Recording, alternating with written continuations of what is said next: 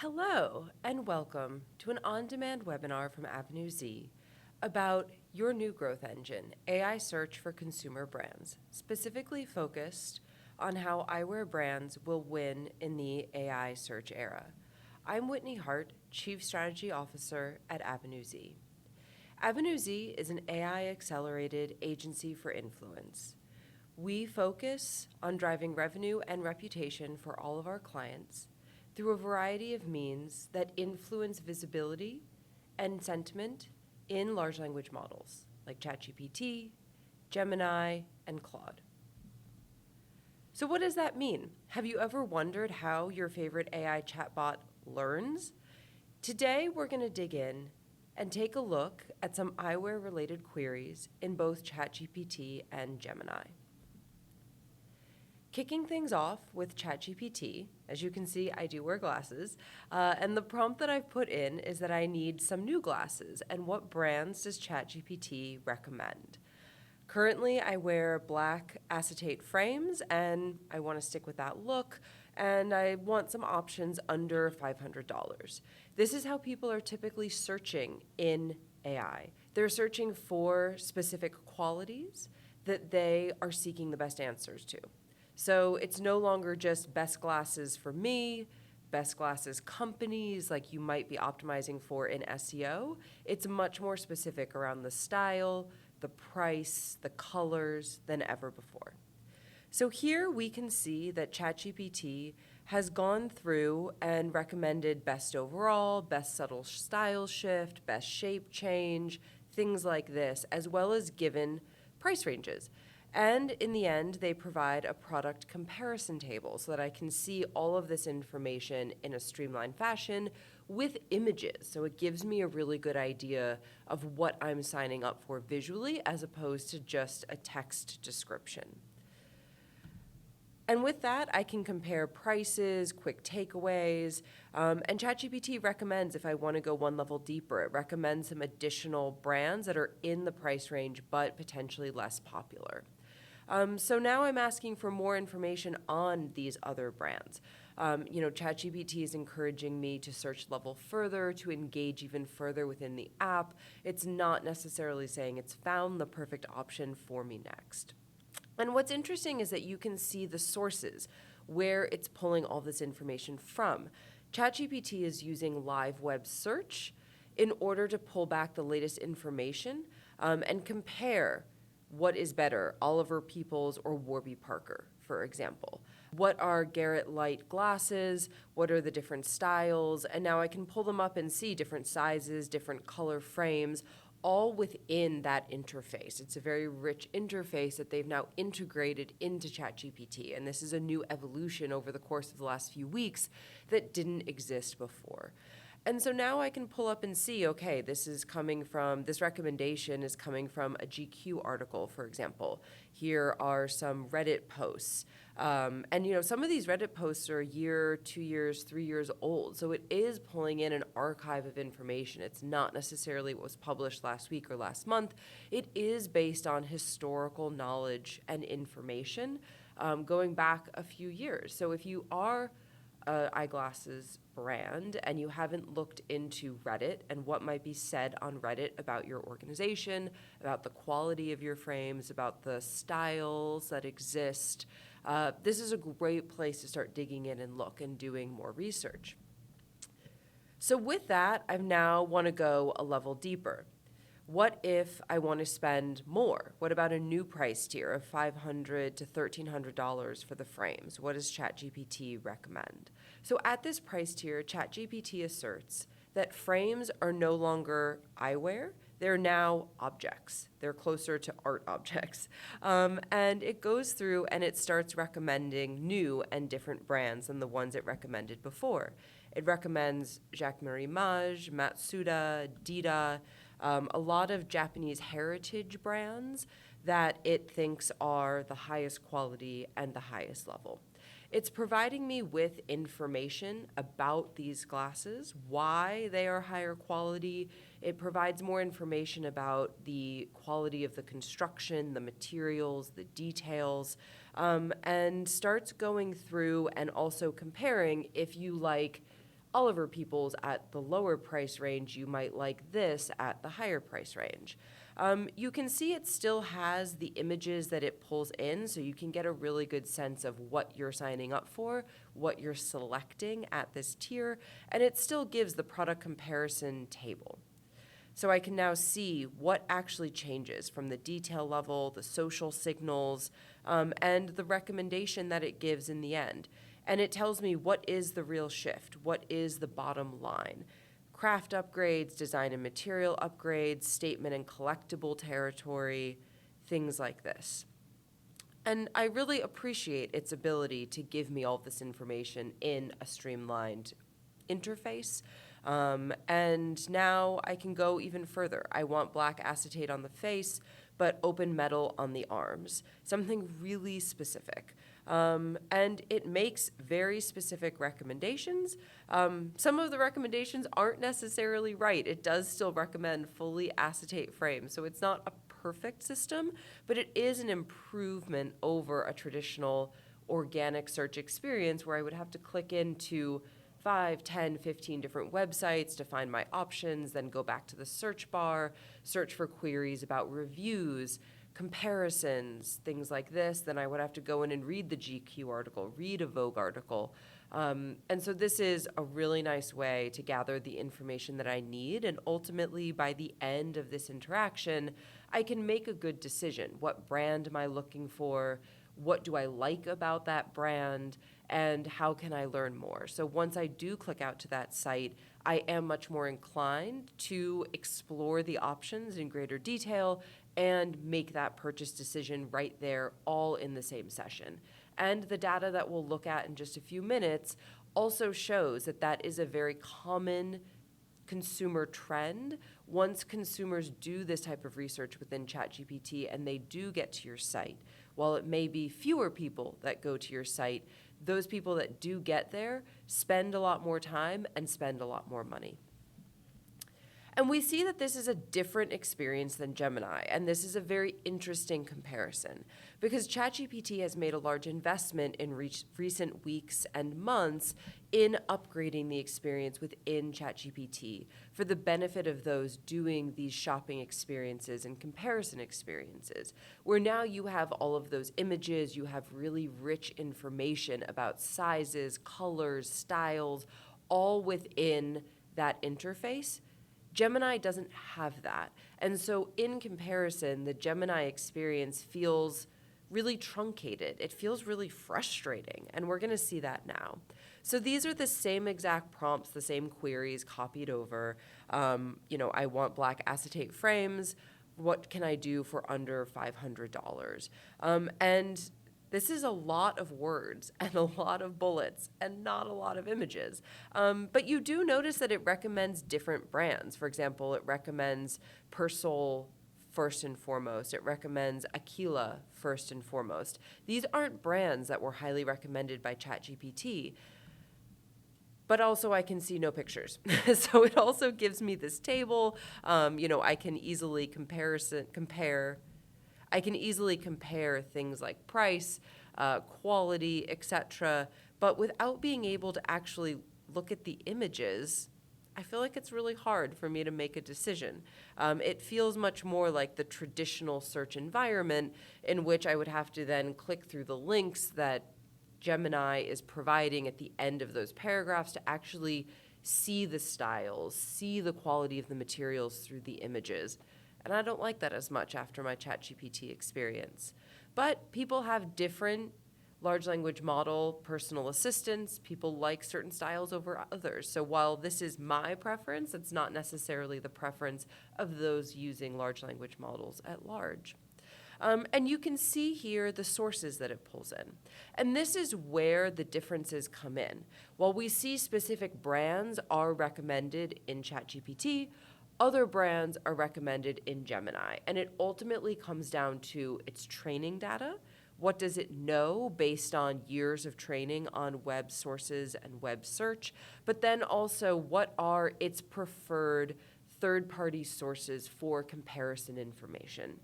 What's it pulling through, and how and why? So here now I've asked it to dig in further about Warby Parker.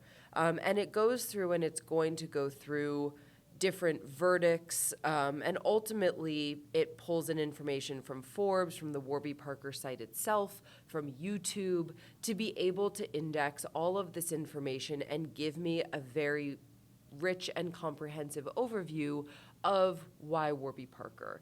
And it recommends that if I want multiple pairs of frames, for example, 3 or 4 pairs of frames, Warby Parker is a great option due to the price point. I can get more frames for $9,500 as opposed to spending $500 on one frame only.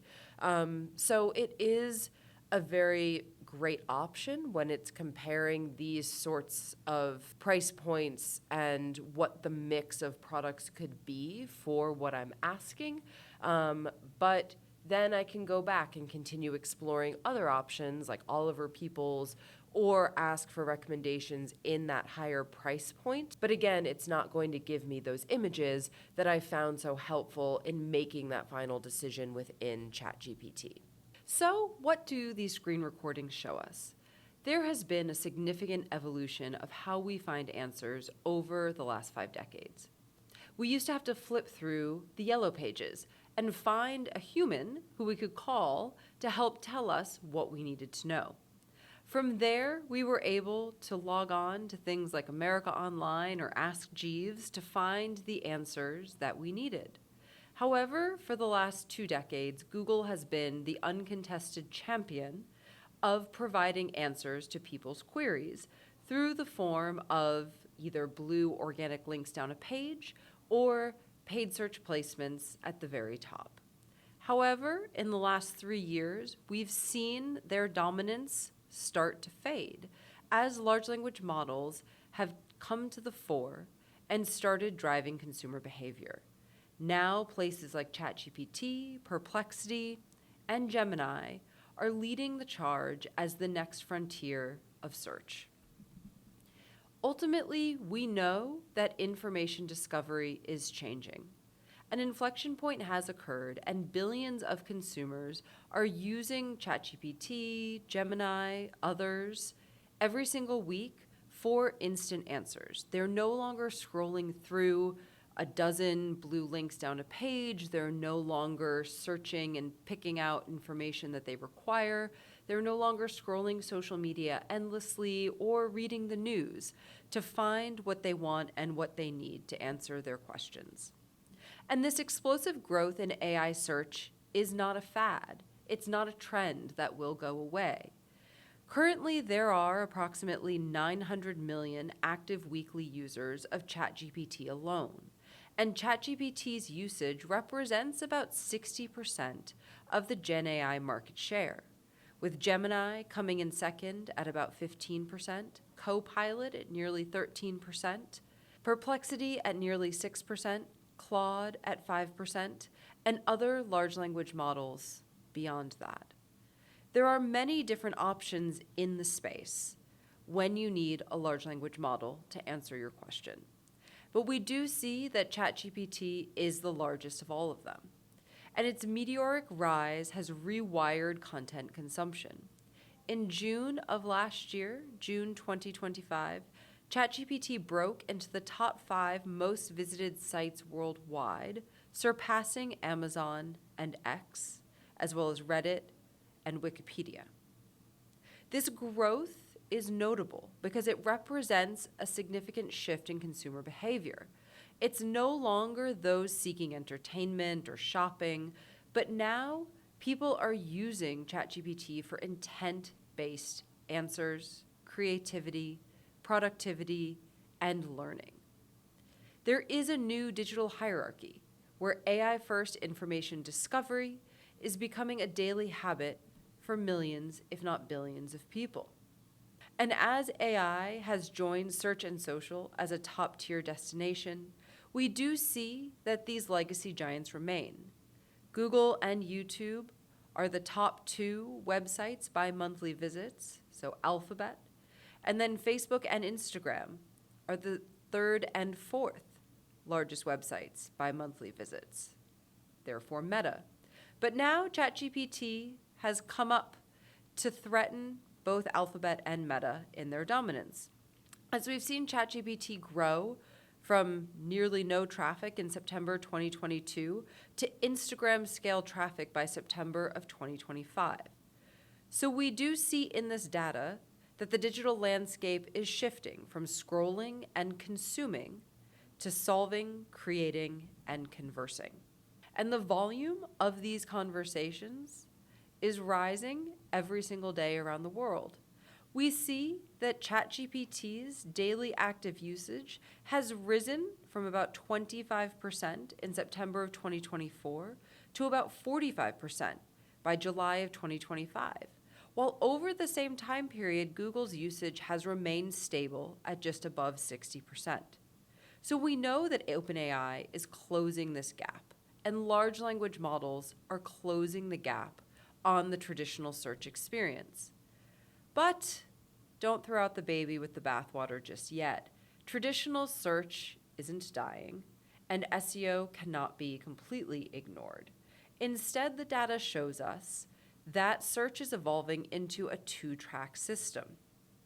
Nearly 95% of ChatGPT users are still using Google for specific needs. ChatGPT is just adding a new layer, a conversational, context-rich, problem-solving layer. And the result is that users are blending traditional search and Gen AI interactions as complementary workflows for multimodal information discovery and usage. And while we see this multimodal search frontier evolving, we do know that those within AI search are not clicking out to websites with the same frequency that traditional search experiences have provided. Naturally, as we saw in the screen shares a few minutes ago, we know that people are doing their research and having involved conversations with AI to be able to figure out what they want and what they need and make those decisions off-site. Yet, those who do visit from AI search are much higher quality and are much higher value for your brand and organization. Data shows that AI search traffic converts 5 times higher than traditional search. AI traffic views 3.2 times more pages and stays 4.1 times longer than traditional search. AI search delivers a $47 average order value versus $9 from Google. And those customers have a 67% higher lifetime value to your business. And ultimately, their speed of purchase is much faster. 73% of AI visitors convert within the first session versus 23% from traditional search environments. As we saw from those screen recordings, users are doing all of the exploratory fact-finding that they need within their large language model. So once they arrive at your site, they're doing some high-level searching, they're checking out options, colors, features, functionalities, and then they're ready to make a decision. Because when they arrive at your site, they've already decided that they want to buy. So all of this data leads us to the question of how do you get found in large language models? As billions of people around the world are relying on generative AI search to answer their questions every single day, it's important as a brand that you understand how do you appear in large language models, when do you appear, for what do you appear, and what is the sentiment behind your mentions. And ultimately, once you know that information, you can contemplate how you want to change that sentiment, how you want to show up for new or different prompts, how you want to change your authority. So the first step is knowing what are the most important factors driving visibility in large language models. And we do know that AI search is not SEO. The strategy for AI search builds on SEO foundations, but it adds new requirements for LLM visibility. It requires different but complementary technical structures, schema markup, and .txt files to drive visibility within AI. It has a new and different type of content writing. Gone are the days of keyword stuffed blogs, and instead now natural language processing means that your content needs to be rewritten or adjusted to reflect how a consumer or how a person would normally speak or write. And content strategy needs to include channels that potentially it's never touched before. You're no longer thinking about a content strategy specifically for your website or for your blog, but now you need to think about how that strategy also extends to social media, how it extends to your community management, and how it extends to your earned media or your PR as well. We know that there are 3 core pillars of AI search, 3 general marketing areas that the large language models are learning from and pulling in. First, earned and affiliate media, your public relations efforts. Second, your content and creative, your owned universe, your site, your blog, all of the content that exists there, as well as your social media and channels that you might not think about, like Reddit or Wikipedia, that perhaps you haven't addressed in a very long time or ever. And finally, technical optimizations, the technical structure of the site itself. So, starting in that right-hand pillar with technical optimizations, this is the table stakes. If your site is not set up appropriately, if it's not welcoming in the AI bot that has HTML that's easy for the large language model to parse through, your site will not be qualified. Your brand will not be qualified. And as such, the large language model will only be able to rely on what third parties write about you and say about you in order to inform their results. So, in order to ensure that you've opened the front door to your brand and welcomed in the AI bot to your home, you need to ensure that your AI optimizations are all done correctly, specifically on your technical landscape. From there, we talk about content and creative, owned media, and PR or earned media. And we need to ensure that your content strategy is aligned to prompt research. So what is prompt research? Prompt research is very similar to keyword research for those of you with an SEO background. It's understanding what are the types of prompts users are putting into ChatGPT, Gemini, Claude, Perplexity, in order to look for services or products offered by your brand, or to research your brand itself. The former would be deemed non-branded prompts, and the latter branded prompts. And it's important to make sure and to very first align on your prompt strategy, so then you can dig in and understand the types of content you need to produce and where you need to place that content to drive results in AI search. Based on that, you can optimize the existing content on your site. You can figure out if or how you need to condense content in order to appease the natural language processing requirements of the large language model. You can also then figure out what new types of content need to be created for your blog, for your site, for social media, what themes need to be extended into community management, need to be extended into Reddit, potentially edits that you might want to make to your Wikipedia page to ensure that your brand is saying the things and showing up in the way that you want it to show up on the internet more generally, and therefore will reflect in large language models specifically.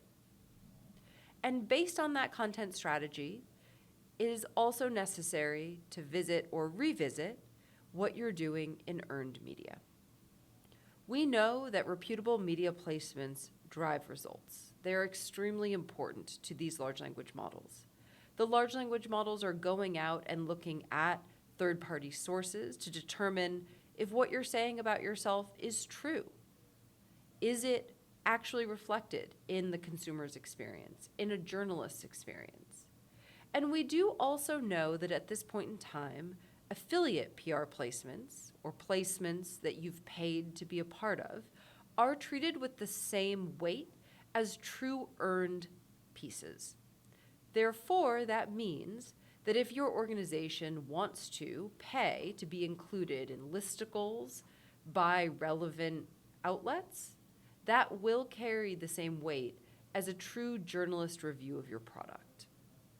And here we see in this example on the slide, a query specific to digital camera research. And here we can see that the Nikon camera is recommended, and TechRadar in particular is used as a source. And this is one of the sources that ChatGPT has formed a partnership with. Since July of 2023, OpenAI has been making periodic partnerships with the most reputable media outlets, 18 of them, in fact. And those 18 represent more than 450 publications worldwide. And OpenAI has made these partnerships because it's given them access to not only new content, but also the entire back catalog of articles that have been written from the beginning of time that has been digitized by these publications. This includes content behind the paywall, so content that would not be openly accessible to the consumer. And here, ChatGPT is able to then use that content to make its recommendations to the consumer. And in exchange, ChatGPT is legally bound to provide links out to that content, thereby giving traffic to those organizations and those websites. So it's important to consider, how is your PR strategy using these preferential partnerships to your advantage when crafting your content strategy and when crafting your media approach? So all this may leave you wondering, what do I do next? Where do I go from here? We've talked about the demographics and the psychographics, the emerging consumer trends related to large language models, and we've talked about what is most important to optimize in your marketing ecosystem to appear in large language models. But now, how do you take the next step and start putting together an actionable strategy? Well, first and foremost, I recommend that you as a brand start forging relationships internally. A lot of the brands that I work with prior to our engagement didn't necessarily know other individuals within their marketing organization, particularly if you're a very large and globally dispersed organization. The group that's running SEO might be sitting across the world from the group that manages PR. Potentially, different areas of the organization are working with different agencies, and you've never met them before. Start finding out who does what, and start those conversations, build those relationships, because that will be the most important factor when starting to craft these overarching content strategies and looking to drive results in AI.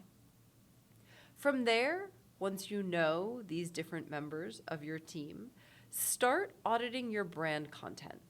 I recommend that you sit down in a meeting room together or pull up in a virtual meeting room together and share your screen, pull up ChatGPT, pull up Gemini, and start asking questions about your organization. What does it say about your company? Do you like what it says? Is it accurate?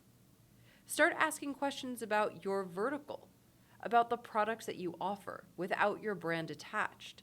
Is the large language model recommending your products, or are you missing? This is the perfect place to start. And from there, for those of you specifically working within PR, I recommend you start thinking about auditing that PR coverage. Where have you been driving placements over the last few years? And where do you not have relationships in those 450 plus publications that we just talked about? And from there, you can start thinking about how to build those relationships to target your new audience, the AI bot. And of course, if you have any questions, if you need help, that's what we are here for. Feel free to reach out, and it'd be a pleasure to continue the conversation.